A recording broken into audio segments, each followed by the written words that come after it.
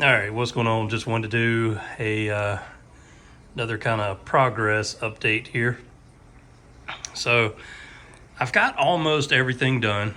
Um, the water's clearing back up from putting the sand in earlier, so the tank's looking better for sure.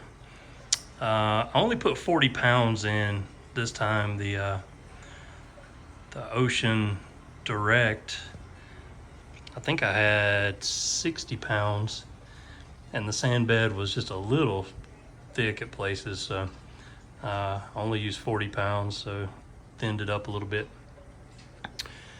I know what everybody's gonna say, like bird's nest and all that stuff. I gotta get in there at some point and try to clean up wires and everything, but it's been a busy, hectic day, and I hadn't fooled with all that.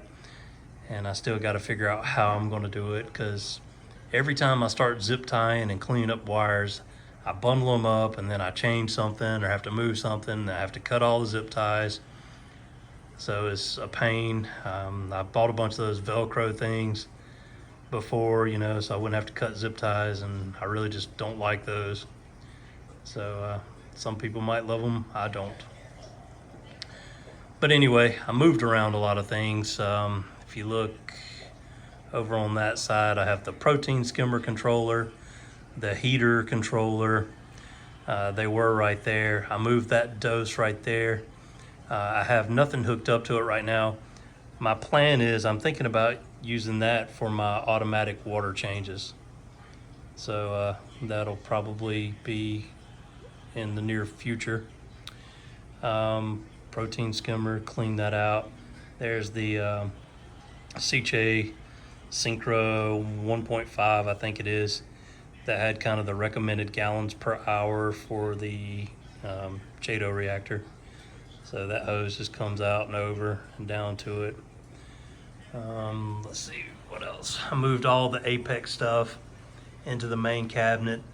The only dose that I have going right now is from my RODI container under the house, and then going to the Kalkwasser reactor. Then we have the Kato reactor going, or Chato. Let's see, I ordered that from Algae Barn. I ordered the clean Chato from them. A bunch of people put reviews, that it's not clean, had bristleworms in it or whatever else. So this is my second time ordering a container from them, and I went ahead and I put it in coral dip and let it sit for 15 minutes just to see if anything was, laying in the bottom afterwards. And I mean, there wasn't anything.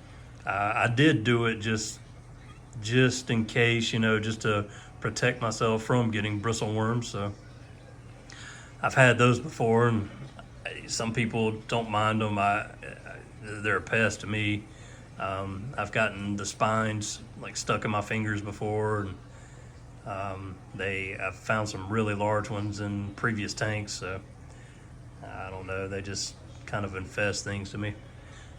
Some people just like them because they're kind of a cleanup crew as well. Let's see. So what else? Got that done. So the secondary cabinet over here, I put the Trident on top of it. Got rid of the smaller one. On one side, the one that's closed, and I'll open it. It's just a rat's nest right now. I basically just have the other power bar and all the power bricks, and then the waste jug for the Trident in there. And then this side, I'm doing all the calcium reactor stuff. So I'll show you, I'll get down on the floor and show you a little bit closer of that, and then what's in the other cabinet. So then I have my blue air filter over at the side there, and I had it turned in the corner. The wife and kids will be home tomorrow, so I'm kind of fearful she's going to come in and not like what I've done. I'm thinking about running out to Lowe's or Home Depot or something and picking up some kind of plant maybe and putting behind it in the corner, or something back there to kind of hide and cover things up, because I know she's not going to like this. So I didn't know what else to do with the calcium reactor. So I just put it behind this cabinet. I mean, it's too tall to fit in the cabinet. It doesn't fit under my stand. So limited options. I read that it's not designed to withstand pressure of putting it on a different level of the house. So I can't really put it under the house in the crawl space. I'm afraid, you know, the pressure might create some kind of leaks or whatever, but we'll see. I mean, I don't know if she's gonna come in and hate it and make me move it and change things around, or if she's gonna let me leave it. We'll see. I got my battery back up down on the floor, and let's see here. So the new model Carbon Dose, and then the Carbon Dose or Tunzi. Oh gosh, I lost my train of thought. Regulator valve for CO2. So I've got everything hooked up except for the Comor. And anybody watching this, let me know. Here's my concern. So it comes with this like almost silicone soft tubing, which when I've tried in the past to hook this into what do they call those push connect fittings or whatever, I haven't gotten a good seal. So I think because these are so, like, you know, flexible or whatever, I don't know, I just don't get a good seal out of it. So I'm thinking maybe I can pull water from the tank with this, but then what do I hook to it to go out to the calcium reactor? So I don't know if you can use the hard line. I just don't know if you can put the hard line on those hard plastic fittings and it not leak. So let me know how you're supposed to hook that up. This is my first time with a calcium reactor, and this is my first time with a Comor. So I got to figure that one out. And then, like I said, the other side of the cabinet is just the other power bar, wastewater. I zip tied some of those up a little bit, but I got to clean them up more. And then there's the Milwaukee like pH controller. And then also let me know, anybody that's run kind of a setup like this in calcium reactor. I'm assuming, I know most of the time for this, it has a power brick back there, so it shuts something off. I know that when you use the Milwaukee as a like shut off solenoid and you power that over, you plug it into that brick.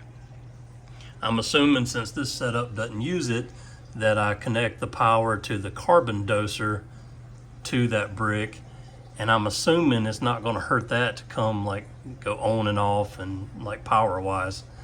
But I don't know. I know some equipment is sensitive to that stuff, and I'm not sure if that's designed to do that, and I'm not sure if it loses power, if it will shut it down to where it's not letting any CO2 through. I'm just not sure yet. I got to do some research and find out, or if anybody knows for sure, just post in the comments and let me know. Then the controller for the Varios pump. And that's it. That's what I've got so far. Let me know any questions, comments, and after any other changes that I make, I will post another video. Thanks for watching.